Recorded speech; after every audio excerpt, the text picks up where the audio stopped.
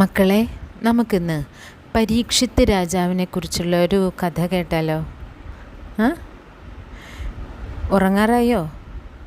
അപ്പോൾ ഈ വീരസന്താനമായ പരീക്ഷിത്ത് എന്ന മകനെക്കുറിച്ചും രാജാവിനെക്കുറിച്ചുമുള്ള ഈ കഥ കേട്ട് ഉറങ്ങാം നമുക്ക്. റെഡിയല്ലേ? ഓക്കെ. അപ്പോൾ ശ്രീകൃഷ്ണൻ അറിയാലോ, ശ്രീകൃഷ്ണ ഭഗവാനെ. ശ്രീകൃഷ്ണൻ്റെ സഹോദരിയായ സുഭദ്രയിലെ അർജുനൻ്റെ മകനായിട്ട് ജനിച്ച അഭിമന്യുവിൻ്റെ, അപ്പോൾ അർജുനൻ്റെ മകൻ അഭിമന്യുവിൻ്റെ പുത്രനാണ് ആര്? പരീക്ഷിത്ത്. ഈ പരീക്ഷിത്തിൻ്റെ അമ്മയുടെ പേര് എന്താ പറഞ്ഞത്? ഉത്തര. ഈ ഉത്തരയുടെ വയറ്റിലായിരുന്നപ്പോഴേ കുഞ്ഞുങ്ങൾ അമ്മയുടെ വയറ്റിലായിരിക്കില്ലേ, അതുപോലെ ഉത്തര പരീക്ഷത്തിനെ ഗർഭം ധരിച്ചിരിക്കുന്ന കാലത്ത് ആണ് എന്ത് നടന്നതെന്നറിയാമോ? മഹാഭാരത യുദ്ധം നടക്കുന്നത്. ആ യുദ്ധത്തിൽ അഭിമന്യു ശത്രുക്കളുടെ ചതിയാൽ വധിക്കപ്പെട്ടു. ശത്രുക്കളെ ചതിച്ച് കൊല്ലുകയാണ് അഭിമന്യുവിനെ. അപ്പോൾ അശ്വത്ഥാമാവ്, അതായത് പാണ്ഡവരുടെ ശത്രു, ഈ പാണ്ഡവരാരാണെന്നൊക്കെ പറഞ്ഞുതരാം കേട്ടോ. പാണ്ഡവരുടെ ശത്രുവായ അശ്വത്ഥാമാവ്, അതായത് ദ്രോണാചാര്യരുടെ പുത്രനാണ് അശ്വത്ഥാമാവ്. അദ്ദേഹം പ്രയോഗിച്ച ബ്രഹ്മാസ്ത്രത്തിൻ്റെ ശക്തി, ഭയങ്കര ശക്തിയുള്ള അസ്ത്രമാണ് ബ്രഹ്മാസ്ത്രം. അതിൻ്റെ ശക്തി കൊണ്ട് ഉത്തര പ്രസവിച്ചപ്പോൾ തന്നെ ആ കുഞ്ഞ് മരിച്ചിരുന്നു. പക്ഷേ ശ്രീകൃഷ്ണ ഭഗവാൻ ഉണ്ടല്ലോ നമുക്ക്. ശ്രീകൃഷ്ണ ഭഗവാന്റെ അദ്ഭുത വൈഭവത്താൽ ആ കുഞ്ഞിന് ജീവൻ കിട്ടി, തിരിച്ചു കിട്ടി ജീവൻ. അങ്ങനെ പരീക്ഷണാർത്ഥം ഭഗവാൻ ആ മഹത് കർമ്മം നിർവഹിച്ചതാണ്. അങ്ങനെയാണ് ആ കുട്ടിക്ക് എന്ത് പേരിട്ടത്? പരീക്ഷിത്ത്. പരീക്ഷിത്ത് എന്നുള്ള പേരെങ്ങനെയാണ് വന്നതെന്ന് മനസ്സിലായല്ലോ. അങ്ങനെ അശ്വത്ഥാമാവിൻ്റെ ബ്രഹ്മാസ്ത്രം ബാധിച്ചിരുന്ന ഉത്തരയുടെ ഉദരത്തിൽ കൃഷ്ണൻ അതിസൂക്ഷ്മരൂപം ധരിച്ച്, വളരെ ചെറുതായിട്ട് അതിസൂക്ഷ്മരൂപം ധരിച്ച് സുദർശനവുമായി കടന്ന് ആ ബ്രഹ്മാസ്ത്ര ശക്തിയെ തോൽപ്പിച്ചു. എന്നിട്ടാണ് ആ ഗർഭത്തെ രക്ഷിച്ചത്. എന്നിട്ടും പ്രസവിച്ചപ്പോൾ കുട്ടിക്ക് ജീവനില്ലായിരുന്നു കേട്ടോ. അപ്പോഴാണ് ഭഗവാന്റെ പരീക്ഷണം സഫലമായിട്ട് കുട്ടിയെ ജീവനോടെ തിരിച്ചു കിട്ടിയത്. അല്ലെങ്കിൽ വീണ്ടും ജീവൻ കിട്ടിയെന്ന് തന്നെ പറയാം. അങ്ങനെ പിതാവില്ലാതെ, അച്ഛനില്ലാതെയാണ്, എന്നുവെച്ചാൽ അഭിമന്യു മരിച്ചല്ലോ യുദ്ധത്തിൽ. അപ്പോൾ അച്ഛനില്ലാതെ വളർന്ന പരീക്ഷിത്ത് എല്ലാവർക്കും കണ്ണിലുണ്ണിയായിരുന്നു. ആയോധന വിദഗ്ധനായിരുന്നു, സർവശാസ്ത്ര പാരംഗതനായിരുന്നു അദ്ദേഹം. എന്ന് വെച്ചാൽ ആയുധം എങ്ങനെയാണ് പ്രയോഗിക്കുക എന്നുള്ളതിലും സയൻസ് ശാസ്ത്രത്തിലും ഒക്കെ മിടുക്കനായിരുന്നു. 36-ാമത്തെ വയസ്സിൽ അദ്ദേഹം എന്തായി? ഹസ്തിനപുരത്തെ ചക്രവർത്തിയായി. വെറൊരു രാജാവൊന്നുമല്ല, രാജാക്കന്മാരുടെ രാജാവാണ് ചക്രവർത്തി. അങ്ങനെ അദ്ദേഹം ചക്രവർത്തിയായി വളരെ ഭംഗിയായിട്ടാണ് തൻ്റെ പിതാമഹന്മാരുടെ ഗ്രേറ്റ് ഗ്രാൻഡ് ഫാദേഴ്സ്, അതായത് പാണ്ഡവരുടെ അതേപോലെ തന്നെ അവരുടെ നല്ല പേര് കാത്തു സൂക്ഷിച്ചുകൊണ്ടാണ് അദ്ദേഹം രാജ്യം ഭരിച്ചത്. പല അശ്വമേധയാഗങ്ങളൊക്കെ നടത്തി അദ്ദേഹം ഇങ്ങനെ വളരെ ഭംഗിയായി ചക്രവർത്തിയായിട്ടിങ്ങനെ സ്ഥാനത്തിരിക്കുകയായിരുന്നു. അദ്ദേഹത്തിൻ്റെ ഭാര്യ ഉണ്ടായിരുന്നു കേട്ടോ. ആ ഭാര്യയുടെ പേര് ഇരാവതി എന്നായിരുന്നു. അദ്ദേഹം വളരെ വലിയ കൃഷ്ണഭക്തനായിരുന്നു, വിഷ്ണു ഭക്തനായിരുന്നു. അങ്ങനെ ഒരിക്കൽ അദ്ദേഹം രാജാവാണല്ലോ, അപ്പോൾ അവർ മൃഗയ വിനോദം നടത്തും. അതായത് കാട്ടിൽ ഒരു പരിധിക്കപ്പുറം വന്യമൃഗങ്ങൾ കൂടിക്കഴിഞ്ഞാൽ നാട്ടിലിറങ്ങി മനുഷ്യരെ ഉപദ്രവിക്കും. അങ്ങനെയുള്ള ഒരു ഇംബാലൻസ് ഉണ്ടാവാതിരിക്കാൻ ഇടയ്ക്കിടയ്ക്ക് മൃഗയാ വിനോദങ്ങളൊക്കെ ചെയ്യും. അങ്ങനെ ഈ മൃഗയ്ക്ക് വേണ്ടി വനത്തിലോട്ട് പോയപ്പോൾ ഒരു പ്രാവശ്യം അദ്ദേഹം എന്താ കണ്ടത്? കിഴക്കോട്ടൊഴുകുന്ന സരസ്വതീ നദിയുടെ തീരത്തുള്ള ആ കാട്ടിലൂടെ സഞ്ചരിക്കുമ്പോൾ ഒരു പശുവിനെ കൊല്ലാനൊരുങ്ങി നിൽക്കുന്ന ഒരു കാട്ടാളൻ. അങ്ങനെയാണ് അദ്ദേഹത്തിന് കാണപ്പെട്ടത്. വാസ്തവത്തിൽ അതങ്ങനെ ആയിരുന്നില്ല. ആ പശു ആരായിരുന്നെന്നറിയാമോ? ഭൂമിദേവിയായിരുന്നു. അതിനെ കൊല്ലാൻ നിൽക്കുന്ന ആ ആളാരെന്ന് അറിയായിരുന്നോ? കലിയായിരുന്നു അത്. അപ്പോൾ എന്തായിരുന്നു സത്യത്തിൽ അവിടെ സംഭവിച്ചുകൊണ്ടിരിക്കുന്നത്? കലി ബാധയാൽ ദുരിതമനുഭവിച്ച് സങ്കടപ്പെട്ട് നിൽക്കുന്ന ഭൂമിദേവിയായിരുന്നു ആ ഗോമാതാവ്, പശു. ഘാതകൻ്റെ കയ്യാൽ നിർദ്ദയം വധിക്കപ്പെടാൻ നിന്നിരുന്ന പശു. ആ ഘാതകനാരായിരുന്നു? കലി ആയിരുന്നു. കഥയൊന്നും അറിയാതെ ഈ പരീക്ഷിത്ത് രാജാവ് കോപിഷ്ഠനായിട്ട് വാളൂരി പിടിച്ചിട്ട് കലിയുടെ മുന്നിലേക്ക് ചാടി പറഞ്ഞു, ഛീ മഹാപാപി, തൊട്ടുപോകരുത് ആ പശുവിനെ എന്ന് ഗർജിച്ചു. ആര്? പരീക്ഷിത്ത് രാജാവ്. അപ്പം കലി എന്താ പറഞ്ഞത്? ഇതെൻ്റെ അധികാരമാണ്, ഇതെൻ്റെ യുഗമാണ്, എന്ന് വെച്ചാൽ കലിയുഗമാണ്. ഞാൻ കലിയാണ്, എൻ്റെ യുഗത്തിൽ ഇതെല്ലാം സംഭവിക്കാനുള്ളതാണ് എന്ന് ആ ഗോഘാതകൻ തൻ്റെ സ്വന്തം രൂപം സ്വീകരിച്ചുകൊണ്ട് പറഞ്ഞു. എന്നിട്ട് വീണ്ടും ഒന്നും കൂടെ കൂട്ടിച്ചേർത്തു. പരീക്ഷിത്ത് രാജാവിനോട് കലി പറഞ്ഞു, അങ്ങ് ഇതിൽ ഇടപെടണ്ട, അതാണ് ഉത്തമം. പക്ഷേ രാജാവ് രോഷാകുലനായി കലിയെ കടന്ന് പിടിച്ച് അവൻ്റെ കഴുത്തറുക്കാനായി വാളോങ്ങി. അപ്പോൾ പേടിച്ചു വിറച്ചു കലി. അതിനെന്താ കാരണം എന്നറിയാമോ? പേടിച്ചു വിറയ്ക്കാൻ. കലി വളരെ ശക്തിമാനാണ്. പക്ഷേ പരീക്ഷിത്ത് വളരെ വലിയ വിഷ്ണുഭക്തനാണ്, മഹാനാണ്. ഞാൻ നേരത്തെ പറഞ്ഞു അല്ലേ, ആയോധന വിദഗ്ധനാണ്, സർവശസ്ത്രങ്ങളിലും ശാസ്ത്രങ്ങളിലും പാരംഗതനായിരുന്നു, അറിവുള്ളവനായിരുന്നു. അപ്പം അങ്ങനെയുള്ള പരീക്ഷത്തിൻ്റെ മുമ്പിൽ കലി ഭയചകിതനായി പറഞ്ഞു, അപേക്ഷിച്ചു, അയ്യോ എന്നെ ഒന്നും ചെയ്യരുത്, മാപ്പപേക്ഷിക്കുകയാണ്. കലിയുഗമാണെങ്കിലും താനുള്ള കാലത്തോളം, പരീക്ഷിത്ത് രാജാവാണ് പറയണത് കേട്ടോ, താനുള്ള കാലത്തോളം തൻ്റെ രാജ്യത്തിൽ പ്രവേശിക്കാൻ പാടില്ല എന്ന് പരീക്ഷിത്ത് കലിയോട് ആജ്ഞാപിച്ചു, ഓർഡർ ചെയ്തു. കലി അത് സമ്മതിച്ചു. പക്ഷെ ചോദിച്ചു, തനിക്കിനി എവിടെയാണ് അഭയം, അതുകൂടെ അങ്ങ് പറയണം എന്ന് പറയും. അപ്പം എന്താ പറയാന്നറിയോ? ശ്രദ്ധിച്ച് കേൾക്കണം കേട്ടോ. സദാ വാത് വെച്ച് ചൂത് പകിട മുതലായവ കളിക്കുന്ന സ്ഥലങ്ങളിൽ, അതായത് പണ്ടത്തെ കളികളാണ് ഇപ്പോഴും കളിക്കുന്നുണ്ട്. വാത് വെച്ചിട്ട് ചീട്ട് കളിക്കും, ചൂത് കളിക്കും, അങ്ങനെയൊക്കെ കളിക്കില്ലേ. അതിപ്പോൾ ഓൺലൈനിലാണ് അല്ലേ, ഇല്ലീഗലായിട്ട് കളികൾ. അപ്പം അങ്ങനെയുള്ള സ്ഥലങ്ങളിൽ അപ്പോൾ കുഞ്ഞുങ്ങൾ ശ്രദ്ധിക്കണം, അങ്ങനെയുള്ള കളികളൊക്കെ ചീത്തയാണ്. അവിടെ ആരുണ്ടാവും? കലി ഉണ്ടാവും. പിന്നെ എവിടെയൊക്കെ ഉണ്ടാവുക? മതത്തിന് വേണ്ടി മദ്യപാനം ചെയ്യുന്നവരിൽ. മദ്യപാനം എന്ന് വെച്ചാൽ മദ്യപാനം മാത്രമല്ല, ഈ ലഹരിയായിട്ടുള്ള എല്ലാം, ഇതൊക്കെ കലി ബാധിക്കുമ്പോൾ ഉണ്ടാവുന്ന കാര്യങ്ങളാണ്. കലി ബാധിക്കാതിരിക്കാനാണ് നമ്മൾ നോക്കേണ്ടത്. പിന്നെ ഋതുവായി മലിനത്വം പ്രാപിച്ച് ശുദ്ധികർമ്മങ്ങൾ ചെയ്യാതിരിക്കുന്ന വനിതകളിൽ, എന്ന് വെച്ചാൽ ശുദ്ധിയായിട്ട്, അത് വനിതയായാലും ആരായാലും വളരെ ശുദ്ധിയും വൃത്തിയുമായിട്ട് തന്നെ നമ്മൾ ജീവിക്കണം. അതല്ലെങ്കിൽ അവിടെ ആരുണ്ടാവും? കലി ഉണ്ടാവും. പിന്നെയോ സ്വർണ്ണ ധനാദികൾ വിപണനം ചെയ്യുന്ന ശാലകളിൽ, അതിൻ്റെ അർത്ഥം എത്രയേ ഉള്ളൂ, അധർമ്മപരമായിട്ട് അധാർമികമായിട്ട് എന്ത് നടക്കുന്നോ അവിടെ എന്തുണ്ടാവും? ആരുണ്ടാവും? കലി ഉണ്ടാവും. അപ്പോൾ ഈ വക സ്ഥലങ്ങളിലെല്ലാം നീ വർത്തിച്ചു കൊള്ളുക എന്ന് പരീക്ഷിത്ത് രാജാവ് കലിയോട് പറഞ്ഞു, അനുമതി കൊടുത്തു.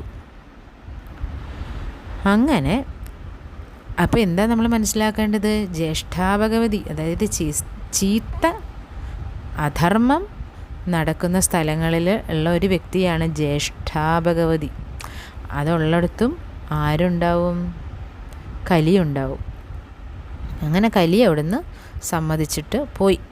കലി അന്തർധാനം ചെയ്തതിന് ശേഷം പരീക്ഷിത്ത് അവിടെ പശു ഉണ്ടെന്ന് ഞാൻ പറഞ്ഞില്ലേ, പശുവിൻ്റെ അടുത്ത് ചെന്ന് ചോദിച്ചു, അല്ലയോ ഗോമാതാവേ, ദുഷ്ടനായ കലി ഭവതിയെ വധിക്കാൻ ഒരുങ്ങിയതിന് കാരണം എന്താണ്?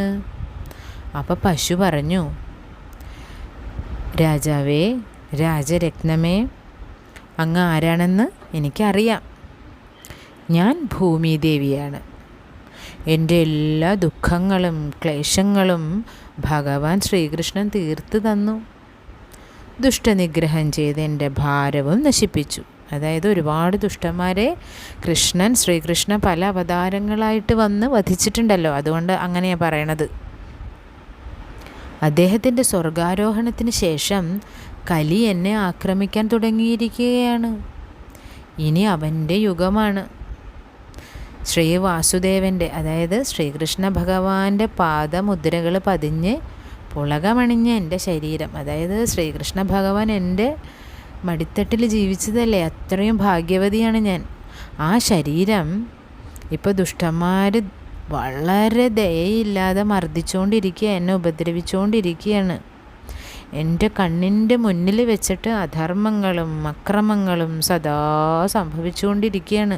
അതുകൊണ്ട് എനിക്ക് ഭയങ്കര സങ്കടമാണ്. ധർമ്മരക്ഷകനായി അവതരിച്ച ഭഗവാൻ ഉണ്ണികൃഷ്ണൻ, അതായത് ശ്രീകൃഷ്ണൻ, ലോകത്തിൽ നിന്നും പോയല്ലോ. സ്വർഗാരോഹണം കഴിഞ്ഞല്ലോ അദ്ദേഹത്തിൻ്റെ. ഇനി എന്നെ രക്ഷിക്കാൻ ആരാ വരിക? അത് കേട്ടപ്പോൾ പരീക്ഷത്ത് രാജാവ് സമാധാനപ്പെടുത്തി. ദേവി കേൾക്കൂ, എൻ്റെ വന്ധ്യപിതൃമാതുലനായ ശ്രീകൃഷ്ണ പരമാത്മാവ്, അതായത് പിതൃമാതുലൻ, എൻ്റെ പിതാവിൻ്റെ അമ്മാവൻ ആണ് ശ്രീകൃഷ്ണ പരമാത്മാവ്. പിന്നെ പാണ്ഡവർ, എൻ്റെ പിതാമഹന്മാരായ പാണ്ഡവരും കൂടി വെട്ടിത്തുറന്ന ധർമ്മപാതയിൽ, അതായത് നേർവഴിയിൽ, നല്ല വഴിയിൽ കൂടി അണുവിട വ്യത്യാസമില്ലാതെ ഞാൻ ജീവിച്ചുകൊണ്ടിരിക്കുകയാണ്. ഞാൻ ദേവിയുടെ ദുഃഖം ശമിപ്പിക്കും. ഭഗവാന്റെ വേണുനാദത്തിൽ, വേണുനാദം എന്ന് വെച്ചാൽ മുരളി, ഓടക്കുഴൽ നാദത്തിൽ അടങ്ങിയ ധർമ്മ ഉപദേശം ഞാൻ പ്രചരിപ്പിക്കും. ദേവി വിഷമിക്കാതിരിക്കൂ. ആരാ പറയണത്? പരീക്ഷിത്ത് പറയാണ്, ഭൂമിദേവിയോടെ പറയാണ്. ഇത് കേട്ട് ഗോരൂപധാരിയായിരുന്ന ഭൂമിദേവി ഈ രാജാവിനെ, പരീക്ഷിത്ത് മഹാരാജാവിനെ അനുഗ്രഹിച്ച് സന്തോഷത്തോടെ പോവാണ്. അങ്ങനെ രാജ്യഭരണം വളരെ ശ്രേഷ്ഠമായി നടത്തിക്കൊണ്ടിരിക്കുന്ന കാലത്ത് ഒരു ദിവസം പരീക്ഷിത്ത് രാജാവ് വേട്ടയ്ക്കായിട്ട് വീണ്ടും കാനനത്തിൽ പോവാണ്. അന്ന് അദ്ദേഹത്തിന് ഏകദേശം 66 വയസ്സ് പ്രായമുണ്ടായിരുന്നു. വേട്ടയൊക്കെ ആടി ഏതാണ്ട് ഉച്ച സമയം കഴിഞ്ഞ് ദാഹിച്ച് പരവശനായി, ഭയങ്കര ദാഹം. വെള്ളം കുടിക്കാൻ വേണ്ടി അദ്ദേഹം കാട്ടിൽ വല്ല പൊയ്കയുമുണ്ടോ, എവിടുന്നെങ്കിലും ഇങ്ങനെ വെള്ളം ഒഴുകി വരുന്നുണ്ടോ എന്ന് അറിയാൻ വേണ്ടി അങ്ങും ഇങ്ങും ചുറ്റി നടന്നു നോക്കി. ഒരു ജലാശയവും കണ്ടില്ല. അങ്ങനെ ഒരു ആശ്രമവും അതിൽ ഏകാന്ത ധ്യാനത്തിൽ മുഴുകിയിരിക്കുന്ന മുനിയെയും കുറച്ച് കഴിഞ്ഞപ്പോൾ അദ്ദേഹം കണ്ടു. ഒരു മഹർഷി ഇങ്ങനെ തപസ് ചെയ്യുകയാണ്. അപ്പോൾ അദ്ദേഹത്തിൻ്റെ, ആ മുനിയുടെ അടുത്ത് ചെന്നിട്ട് പരീക്ഷിത്ത് രാജാവ് ചോദിച്ചു, കുറച്ച് ജലം തരാമോ? അപ്പോൾ എന്താ സംഭവിച്ചത്? യോഗനിദ്രയിൽ ലയിച്ചിരുന്ന ആ താപസൻ അത് കേട്ടില്ല. തൻ്റെ അപേക്ഷ ശ്രദ്ധിച്ചില്ല എന്നാണ് രാജാവിന് തോന്നിയത്. അപ്പോൾ ആ ദാഹവും എല്ലാം കൂടി പെട്ടെന്നൊരു ദേഷ്യം അങ്ങ് വന്നു. പെട്ടെന്നുണ്ടായ താപകോപത്താൽ എന്താ സംഭവിച്ചത്? അത്യന്തം ക്ഷീണിതനുമായിരുന്നല്ലോ ഈ പരീക്ഷിത്ത്. അദ്ദേഹം ഇങ്ങനെ ചുറ്റും നോക്കിയപ്പോൾ അവിടെ ഒരു ചത്ത് കിടന്നിരുന്ന പാമ്പിൻ്റെ ശരീരം ഇങ്ങനെ കിടക്കുന്നുണ്ടായിരുന്നു. അത് ഈ വില്ലിൻ്റെ അറ്റം കൊണ്ട് തോണ്ടിയെടുത്ത് മഹർഷിയുടെ കഴുത്തിലിട്ടു. മഹർഷി അതും അറിഞ്ഞില്ല. അദ്ദേഹം യോഗനിദ്രയിലാണ്, അറിഞ്ഞില്ല. ഇത് ചെയ്തിട്ട് പരീക്ഷിത്ത് രാജാവ് തിരിച്ചങ്ങ് പോന്നു. പക്ഷെ പോരുമ്പോൾ അദ്ദേഹത്തിൻ്റെ മനസ്സിൽ ഭയങ്കര വിഷമം. അത് ചെയ്യേണ്ടിയിരുന്നില്ല എന്നിങ്ങനെ അദ്ദേഹത്തിന് തോന്നി. അദ്ദേഹം ആകെ അസ്വസ്ഥനായി. ഒരു മനോവിഷമത്തോടു കൂടിയാണ് അദ്ദേഹം രാജധാനിയിലെത്തിയത്. നമുക്ക് ചിലപ്പോഴൊക്കെ സംഭവിക്കാറുണ്ടല്ലേ, നമ്മൾ ഒരു പെട്ടെന്നുള്ള ദേഷ്യത്തിന് ചിലപ്പോൾ എന്തെങ്കിലും ചെയ്യും, പക്ഷെ പിന്നീട് നമുക്കത് വേണ്ടിയിരുന്നില്ല എന്ന് തോന്നുകയും ചെയ്യും. കാട്ടിൽ അതായത് കാനന മധ്യത്തിൽ ധ്യാനനിരതനായിട്ട് കാണപ്പെട്ട ആ മഹർഷി ഉണ്ടല്ലോ, അതാരായിരുന്നു എന്നറിയോ? അങ്കിരസിൻ്റെ പുത്രനായ ശമീകൻ എന്ന മഹർഷിയായിരുന്നു. ദേവാചാര്യനായ ബൃഹസ്പതിയും അങ്കിരസിൻ്റെ ആത്മജനാണ്. അങ്ങനെ സംഭവ സമയത്ത് ശമീകൻ്റെ മകൻ ശൃംഗി എന്നാണ് പേര്, ശൃംഗി എന്ന മുനികുമാരൻ ദേവലോകത്ത് പോയിരിക്കുകയായിരുന്നു. തിരിച്ചു വന്ന് നോക്കുമ്പോൾ എന്താ കാണണേ? തിരിച്ചു വരുമ്പോൾ കൃഷൻ എന്ന കൂട്ടുകാരൻ ഇദ്ദേഹത്തെ കണ്ടു. അവൻ പരിഹാസത്തിൽ പറയും, കളിയാക്കിയിട്ട് പറയും, ഹേടോ ശൃംഗി, നീയില്ലാത്ത അവസരത്തിൽ ഹസ്തിനപുരം ചക്രവർത്തി നിൻ്റെ അച്ഛനെ വന്നു കണ്ടു. സമ്മാനമായിട്ട് കഴുത്തിലൊരു മാല അണിയിച്ചു പോയിട്ടുണ്ട്. നല്ല മാലയാണ്, പോയി നോക്കൂ. ശൃംഗി അതിവേഗം ആശ്രമത്തിൽ വന്നു. അവിടെ കണ്ട കാഴ്ച എന്താ കാഴ്ച? പാമ്പ്, ചത്ത പാമ്പിനെ കഴുത്തിലിട്ട് കൊടുത്തിരിക്കുകയാണ്. അച്ഛനാണെങ്കിൽ തപസ് ചെയ്തുകൊണ്ടിരിക്കുകയല്ലേ.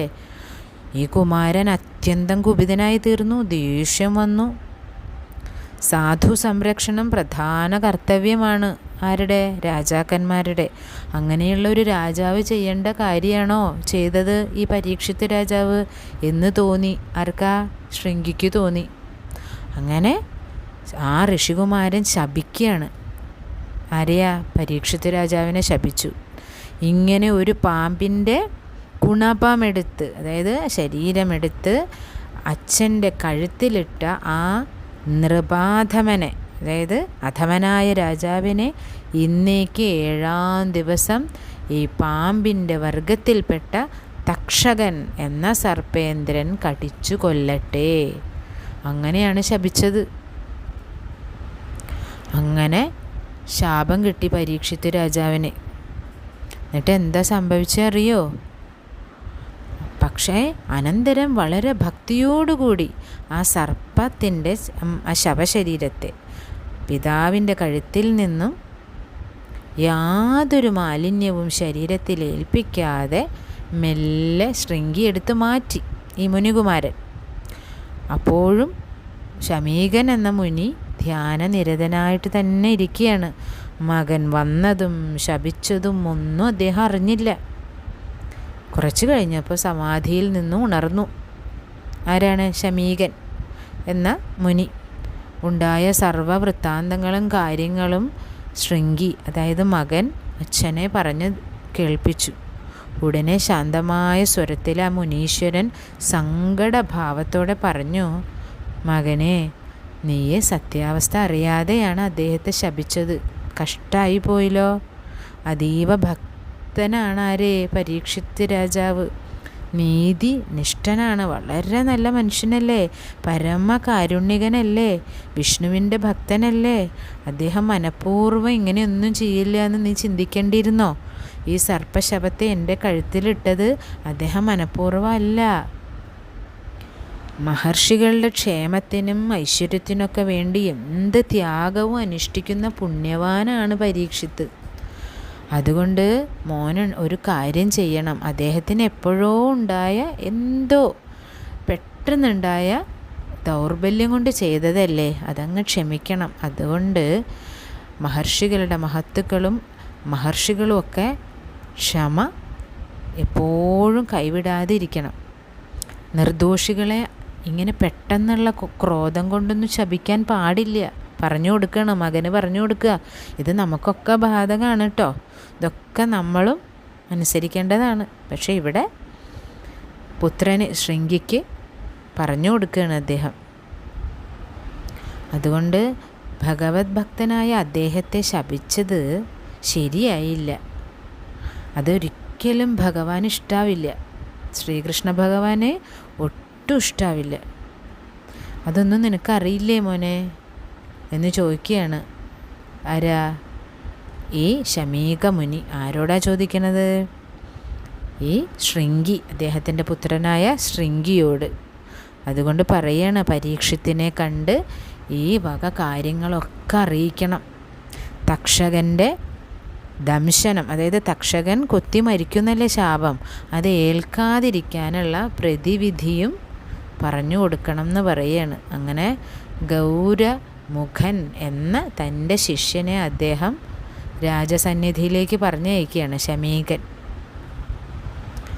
ഇന്ന് ഇത്രയും മതി അല്ലേ? ഉറക്കം വരുന്നില്ലേ? ഇനി നാളെ എന്താണ് നമുക്ക് പരീക്ഷിത്ത് രാജാവിന് സംഭവിക്കണേന്ന് അടുത്ത ദിവസം നമുക്ക് അറിയാം.